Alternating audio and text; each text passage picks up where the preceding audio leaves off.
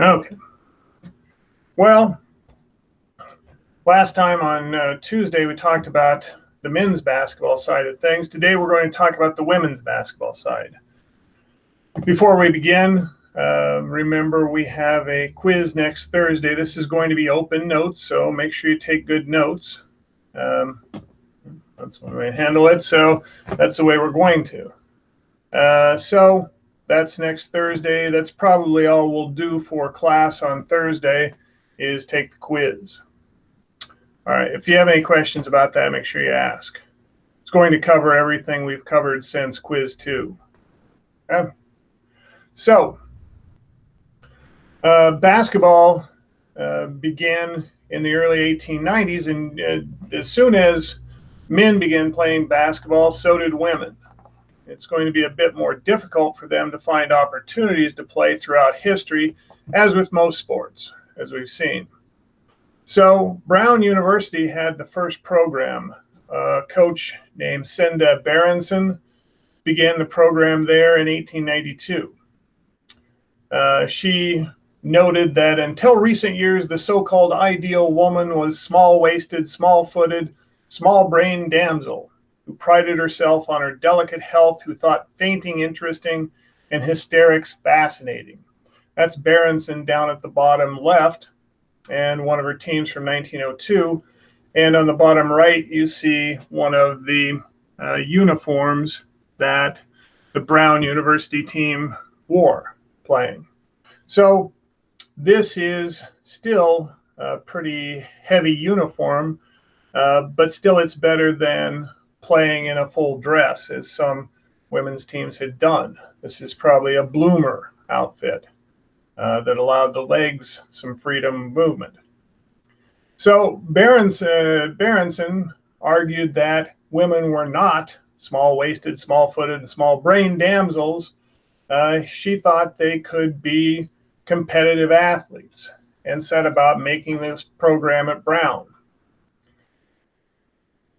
She still wasn't full tough basketball. She said the game had a tendency to roughness, and so she divided the court into 3 regions and prohibited players from leaving their assigned regions.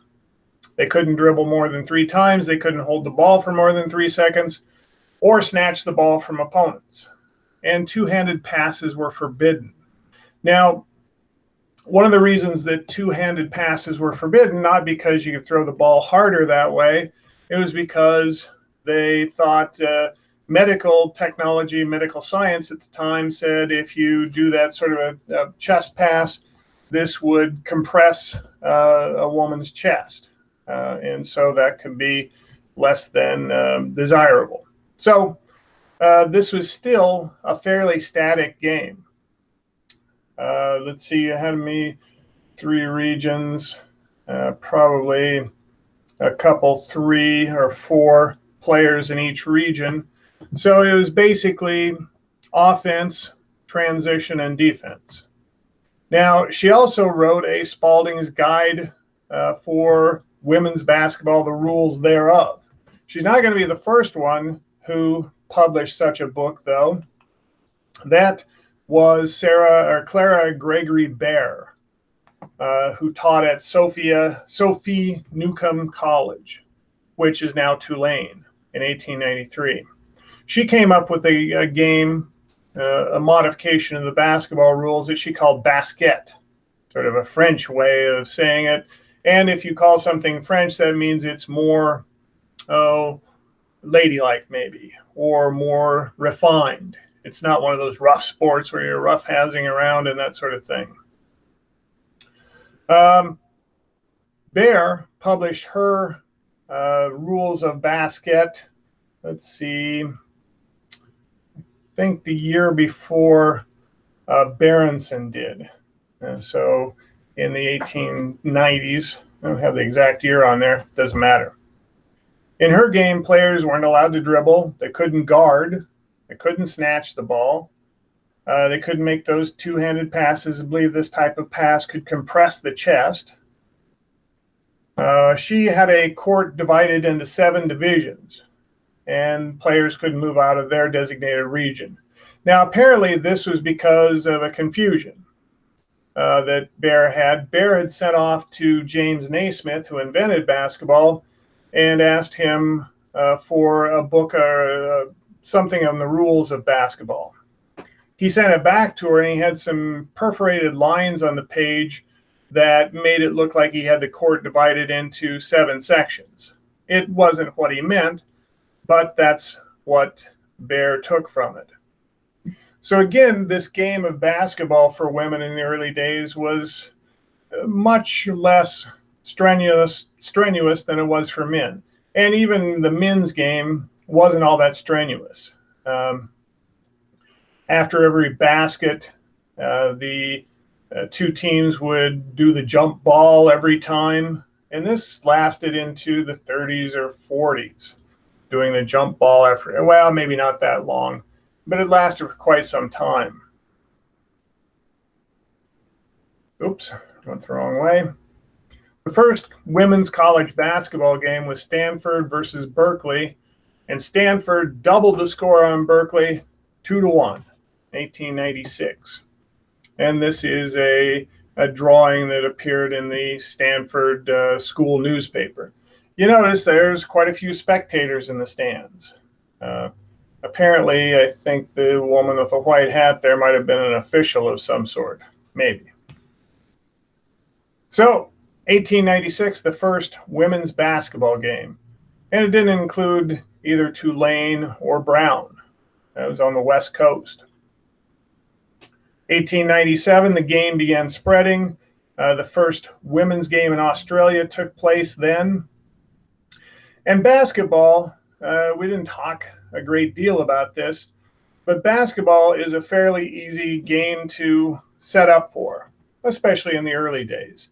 You need a couple of peach baskets and an indoor place or even an outdoor place where you could throw a ball at it. And so immediately after Naismith came up with the rules, people from the YMCA Training Center began spreading out across the world, more or less as missionaries, but also carrying these new American sports with them. And so basketball spread around the world pretty quickly, much more quickly than some other American sports. Football is going to take a while to spread out around the world and still is sort of not a great sport in most other countries, not an important sport in most other countries. The first high school game took place in 1897, Austin High and Oak Park. I think these are in Illinois and probably in Chicago. You see by this time they have a net instead of a peach basket, but the net doesn't have a hole in the bottom of it. So again, this is a very slow game. You score a point, then you got to take the ball out of the net somehow. I suppose they probably had something to push it out in this case, but still pretty slow, very static.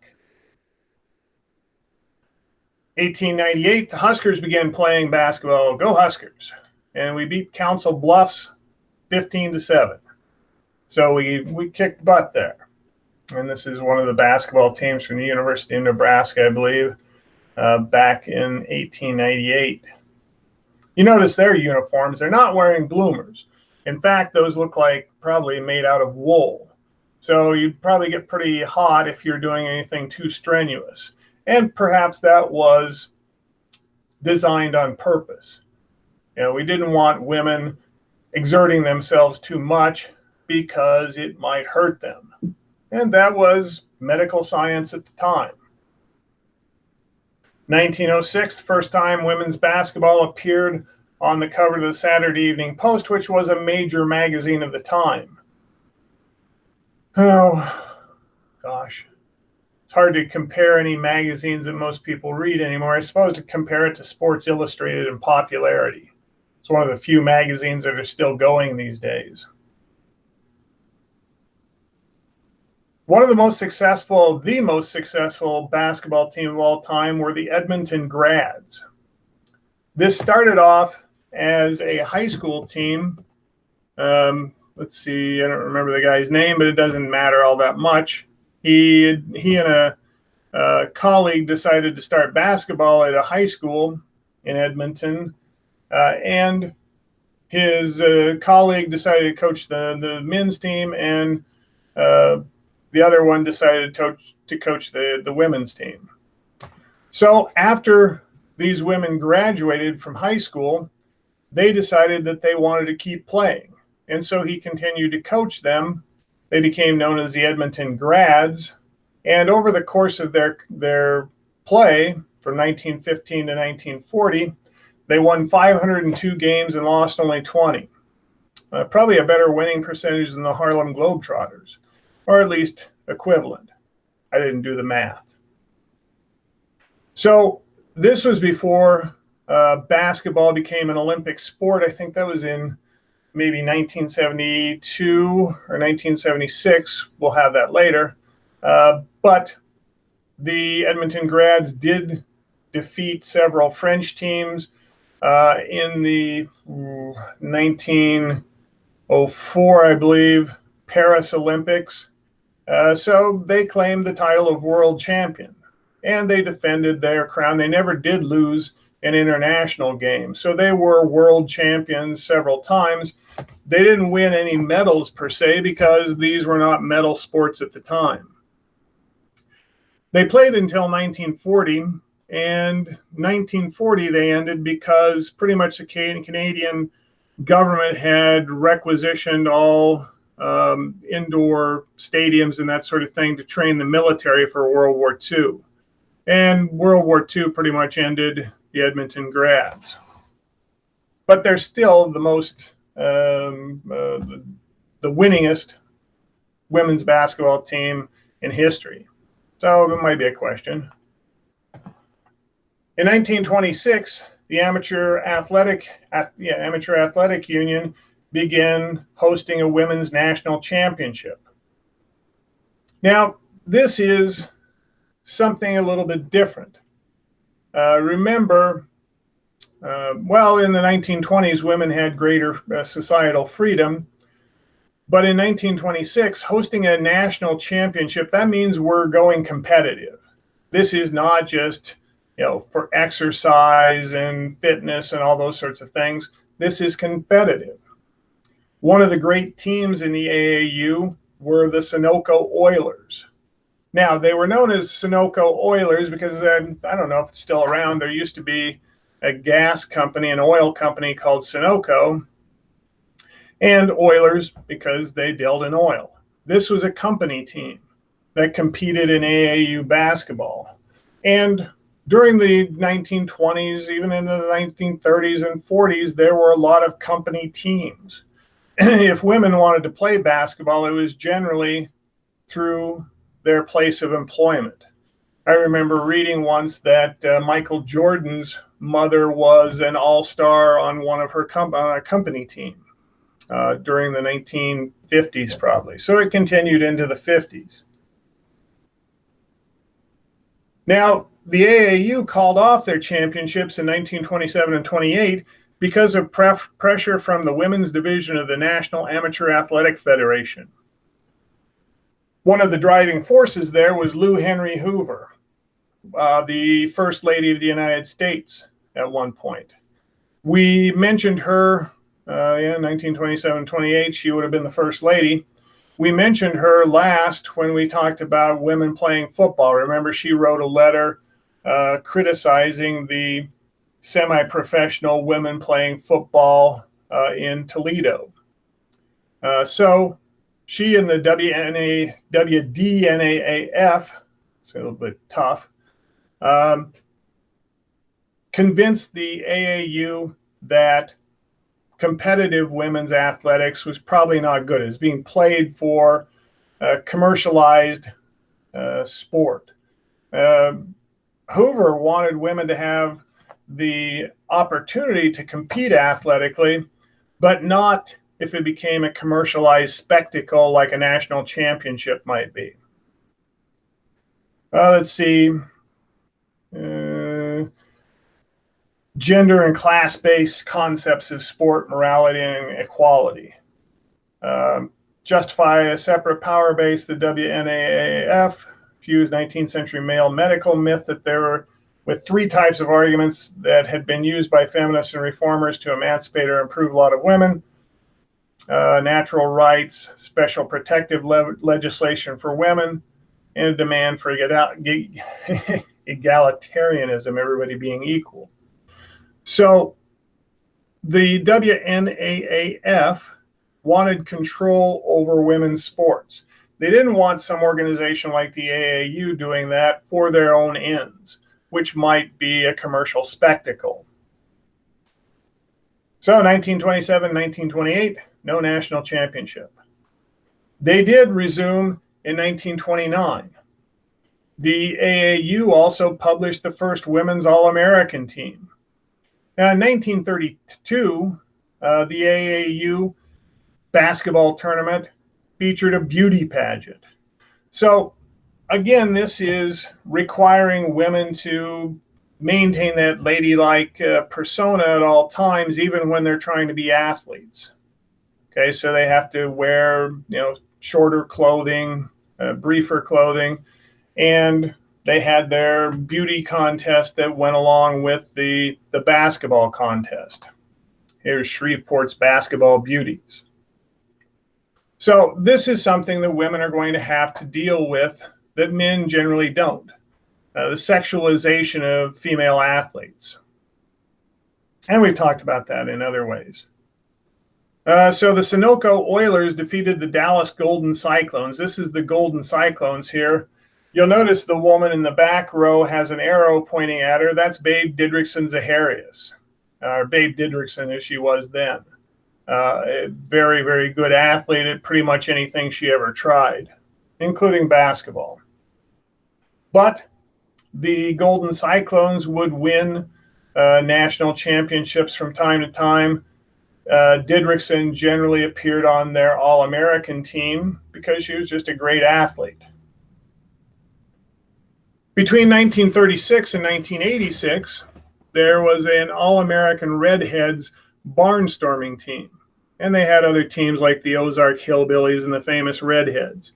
These were touring teams that went on barnstorming trips around the United States. And you'll notice the uniform here is rather brief for the 1930s.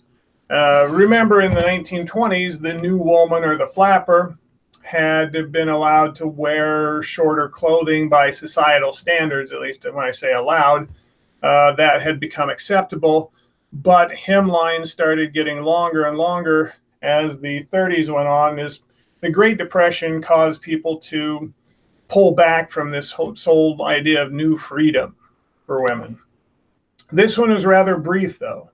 And so part of the allure of watching these women play basketball is they were very good, but also wearing these short uniforms.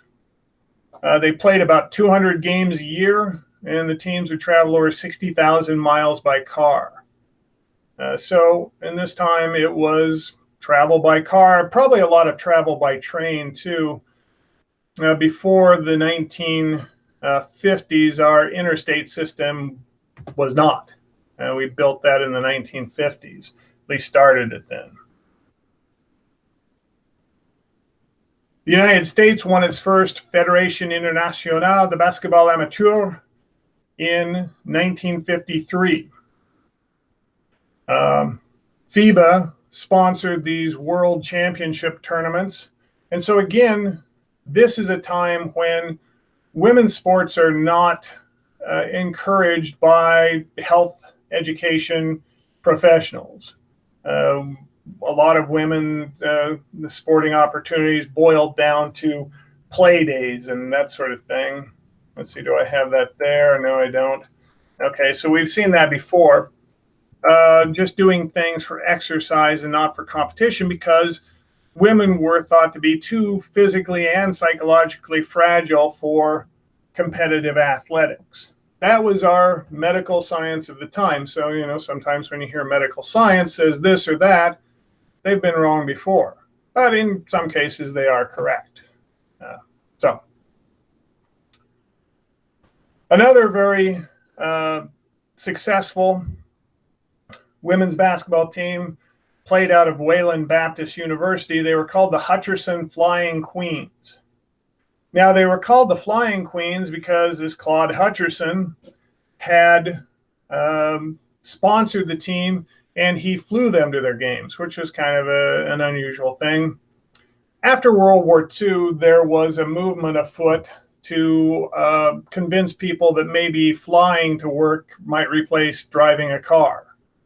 And magazines talked about everybody having their own little plane someplace. Sort of like today, we oftentimes hear about flying cars and that sort of thing. Never really materialized, but the Hutcherson Flying Queens won 131 games in a row and made a lot of headlines because they were flying to their games instead of taking a bus. This was between 53 and 58. They finished when they pretty much disbanded with the record of 1,595 wins, 555 losses, up to 2018. I guess they're still around. They were the Amateur Athletic Union champs in 1954. Now, if you'll notice here, they don't look like Babe Didrikson. She looked like a hardcore athlete. These all have their hair nicely done, their makeup applied, and that was one of the rules for being on this team, was they always had to project that ladylike image. We saw the same thing with the AAGBPL, the All-American Girls Professional Baseball League, and others.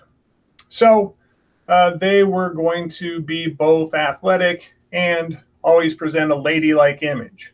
And again, this was the sort of thing that women had to do in order to play sports in the 1940s and 50s. Now, the women's basketball evolved over time. In 1932, finally, women were allowed to guard the other women. In the separate court game, the rover was the player that was allowed to go between offensive and defensive halves of the court. They were allowed to play the entire court in 1936. Continuous dribbling was allowed in 1966. That's only 54 years ago. That's not very long. And also in 1966, coaching from the sideline was allowed. And the same thing, that was a feature of the men's game as well. The coaches sat there, and if they called a timeout, then they could coach, but they couldn't be yelling at their players, move over there, do this, do that. So coaches finally got some freedom, and even in the 1960s. I think college football had innovated that a little bit before, but not too long before. Full court 5-on-5 was finally adopted for the NCAA and AAU in 1971. The last state to play the two-court system, the Iowa basketball system, was, of course, Iowa. And that lasted into, I think, the 1990s, and maybe the late 80s.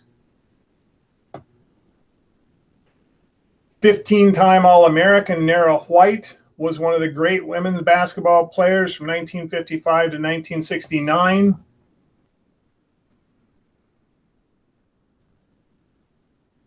The NDAAF, I believe that was the whole title, or WDNAAF, I think it was, gave way to the Intercollegiate Athletics Association for Women, Association for Intercollegiate Athletics for Women, AIAW, and you really need to come up with easier names, and a team called Immaculata.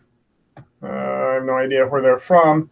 Dominated the first few years. Delta State, Old Dominion have won games. This lasted until 1982.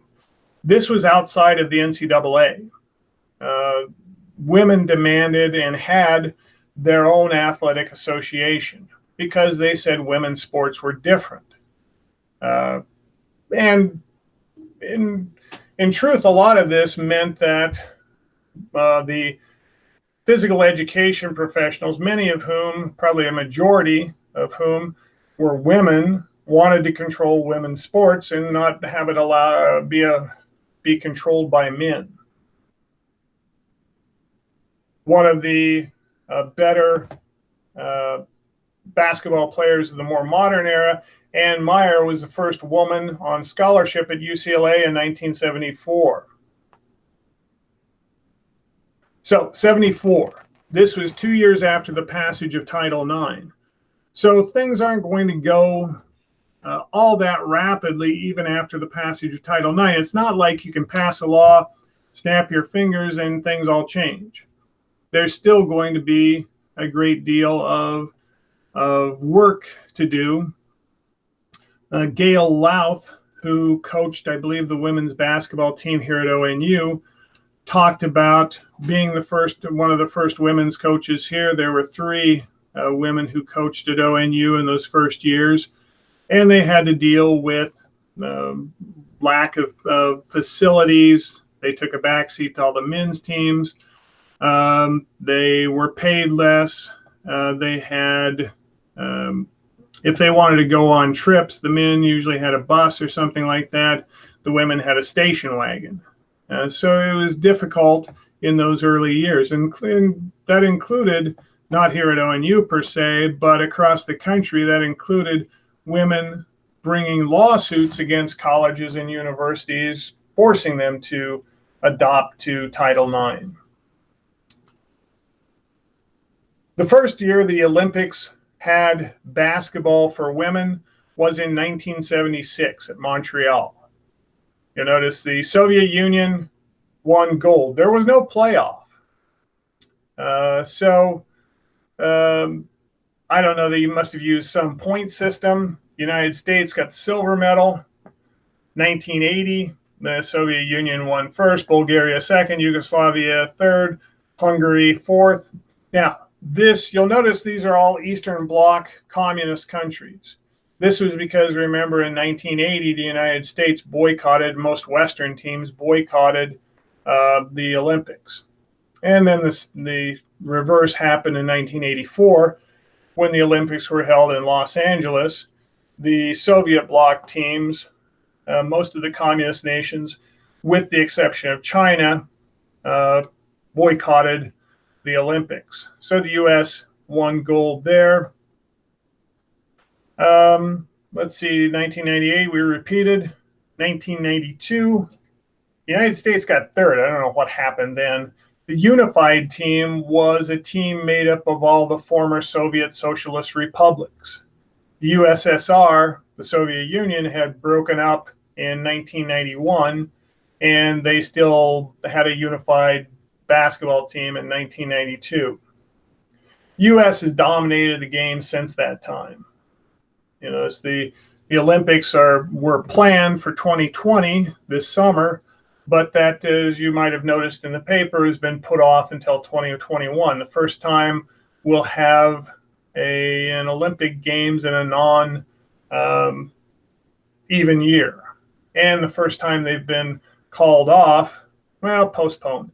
They won't be held the first time since World War II, but they will be held. They're postponed. Let's put it that way. So the United States is dominating the world scene now. 1978 to 81, entrepreneurs decided that women's basketball would fill stadiums. And so they created the Women's Basketball League, Women's Pro Basketball League. But it lasted 3 years. Another star of women's basketball, Nancy Lieberman, won the Pan Am Games when she was 17 years old. And since the Olympics restarted after World War II and all that sort of thing, women started having more opportunities to play internationally. See, the Pan Am Games were before women's basketball was allowed in the Olympics. Let's see, 76, yeah. She won a silver medal in 1976. She was on that team and one of the best players ever. She scored 18.1 points per game at Old Dominion. She had 961 assists, 562 steals, 1,167 rebounds, and she was a two-time national champion. Player of the Year twice. She played for the Washington Generals. This was the team that was the usual opponent of the Harlem Globetrotters. She played for the Phoenix Mercury in the WNBA in 1997. She was a head coach of the Detroit Shock. She was head coach of the Texas Legends, which was a men's team in 2009. And she was the first woman as an assistant coach for the Sacramento Kings. What are they now? Sacramento. They might not even exist in the NBA anymore. They used to be the Kansas City Omaha Kings. Go Huskers. Now let's see. Here's a WPBL player, Molly Bullen. In high school, she scored an incredible average of 54.8 points per game. Now, this was in the two-court game. She was an offensive player, not a defensive player. She scored 24.6 points per game in college, playing a 5-on-5 full-court game. And in the WBL, she led all scorers with a 32.8 average.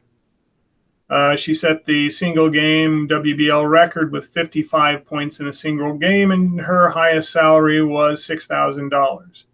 Now, if you notice here, she got the cool nickname of Machine Gun Molly. Notice her pose down at the bottom with an actual machine gun, a foot on a basketball. But also, these are sort of, let's see, what's the name for them? Pictures designed to show off her physical attributes rather than her basketball skill. And of course, this is something that still plagues it's a criticism that people level at the WNBA. Every once in a while, people will say, well, put them in shorter uniforms and more people will watch and that sort of thing. And that's something that women's teams have to face that men's teams do not. Although in the 1980s, the men's NBA teams wore fairly tight shorts too. So there you go. Ann Myers was the first woman to sign with the Indiana Pacers. She went to training camp with them and then played on the New Jersey Gems. She was a co-MVP of the league in 1979 and 1980. These are NCAA champions. The NCAA started the national championship. They took over from the, Women's Athletic Association of Intercollegiate Women's Athletics, whatever it was, in 1982. And here you can see some of the teams that have won the national championship. Old Dominion, we talked about them before. Tennessee's got a good program. UConn, of course. UConn has dominated the women's game under Coach Pat Profit, who won more games than any basketball coach ever. 1992 to 1995, there's another attempt at a women's professional basketball association.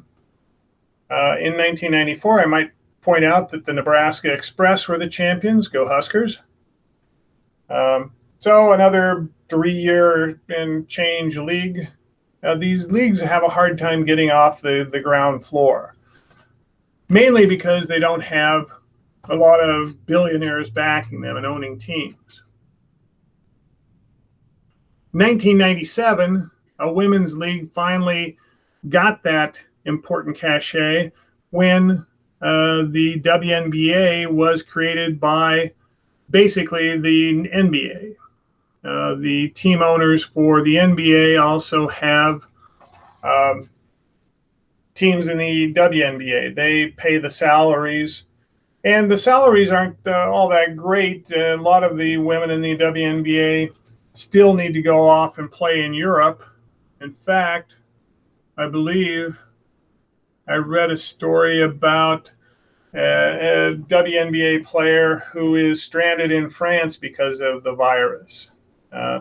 So it comes with its own issues. But apparently, a woman playing basketball can make much more money playing in France.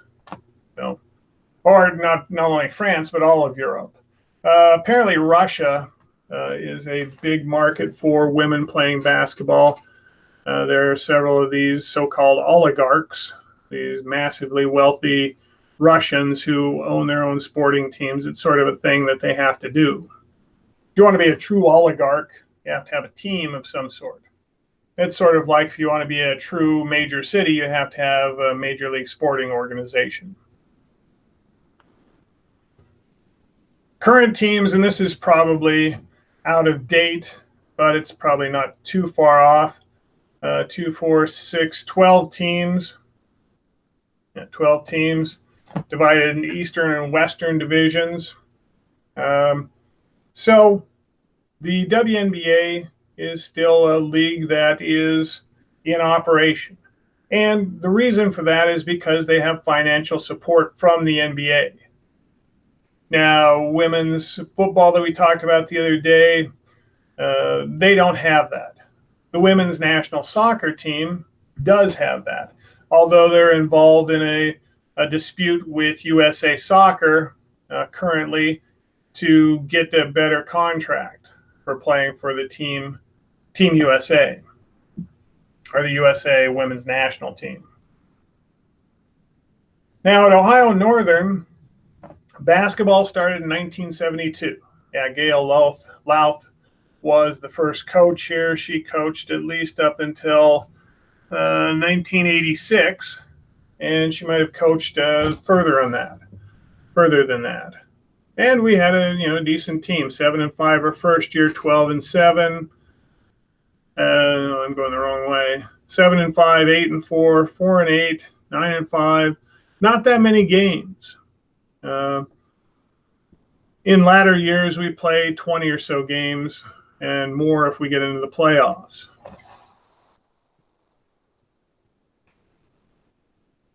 Here's our, let's see, team records. Let's see, started in 72, 73. Overall, ONU has been 6-12 and 446. A 578 winning percentage, not too bad.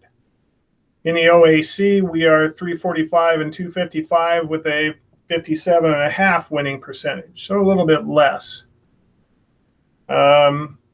Let's see, in the OAC, we've been champions since 2015. I'm not sure about last season, and this season, of course, that's called off. Also, let's see, Michelle Durand took over in 2001, and she has a 646 winning percentage, just behind Louth's 647, 0.647 winning percentage. Okay. Let's see. Durand, I believe, is still with the university. The volleyball coach, I think, retired. Now, Coach Durand is retiring after this year. Is she? Yeah, she's not retiring, but like she's moving positions, and the assistant coach is taking over for her. Mark Huel. Last time I taught this class, when I taught women's sports, I had Durand and Whitty both talked to the class, and both of them are retiring now. So my speakers are gone. Yeah. And a lot of success at ONU is leaving with them. Mm-hmm. Now in 2017 and 2018, or 2016 and 2017, the team won all of its games except the last one. They were. Pardon me? That was my freshman year on the team. I'll stop interrupting you now. Oh, no, tell me about it. It was cool. We just kept winning. It was weird. I was a freshman, so I didn't play, but it was like, I don't know. I was shocked that we ended up 30-1 that season. It was wild. Yeah, that was your freshman year, wasn't it? You were in digital history that year. Yeah, and that's what I did my project on, was our team. Right. Yeah. So if you want to learn more about that, Caitlin can share her project from Digital History. And it's a pretty good one. You got some interviews with several of the players. Mm-hmm. It was a great team. Who'd you lose to? Christopher Newport. It was our game to get into the Final Four. Right. So you made the Elite Eight or whatever they call it. Yeah. I remember we watched that because I play baseball. We were on our way back from Florida. We were watching that on the bus. Yeah. What was cool about that year was that all of our tournament games ended up at home. Our first round was supposed to be at home because we were like the higher regional seed or whatever. But the second round, it would have cost the NCAA too much to fly up to where we needed to go. So it was easier, it was more cost effective for them to drive those people to Ohio Northern. So we ended up our second round at home as well. So it was super cool because we had like a huge home crowd. Yeah. Yeah, that was a great year. Where did you play Christopher Newport? It was all at home. All of our tournament that game was at home too. Were all at home. All right. I probably remember that. But does Louth ever come around the team? Talk to him? I haven't met her. Yeah, I've met a lot of Coach Duran brings in a lot of the alums that like donated to the locker room, but like I don't think I've ever met Louth. Okay. But she's in our locker room, like she has a big. When you walk in, there's like a big display board, like in honor of her and another coach. I think one of the softball coaches. Yeah, Philip. Oh no, I didn't have anything. Okay. So yeah, a great season. How were they last year? Like this season or this past? No, 2018-19. We weren't great. We were at the end of OAC regular season. We barely made it to the OAC tournament. Like we were the 7th seed, but we ended up making it to the OAC tournament finals and we lost on a buzzer beater. Otherwise we would have had an NCAA automatic bid again. Yeah. So that was crappy, but yeah, so what was that? That was my alarm. My bad. Oh. I thought something was going wrong with my computer. No, please no. I'd be lost. So let's see, 2, 4, 5 out of the last 8 years, ONU's gone to the NCAAs. Mm-hmm. So pretty strong program, and hopefully it'll continue. Who's going to take over as head coach? Mark Hulsman. He's been the assistant for like the last 7 years. Okay.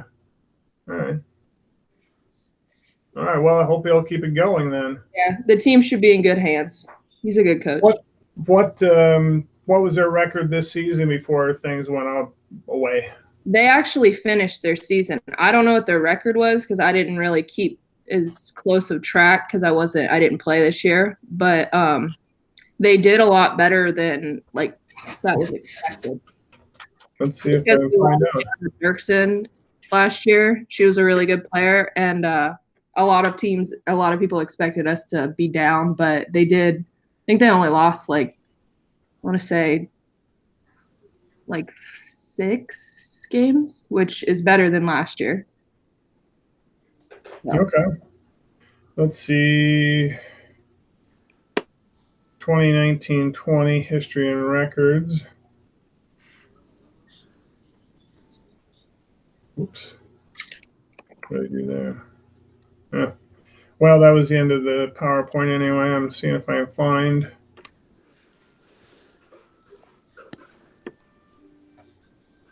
Yeah, it says they had a 20-win season so far. Oh. Last year, this season. They were 20-7, so I wasn't happy. Wow, great. All right. Okay. Well, so that's it for today. Remember, we have a quiz next Thursday. You guys got any questions about that? I don't know where everybody else is. I guess the recordings are working too well. Yeah. I don't have any questions. Okay. I don't think I do either. Okay. Well, take care. Yep. See ya. All right. See All ya. right. See, I'll turn off the recording. Bang.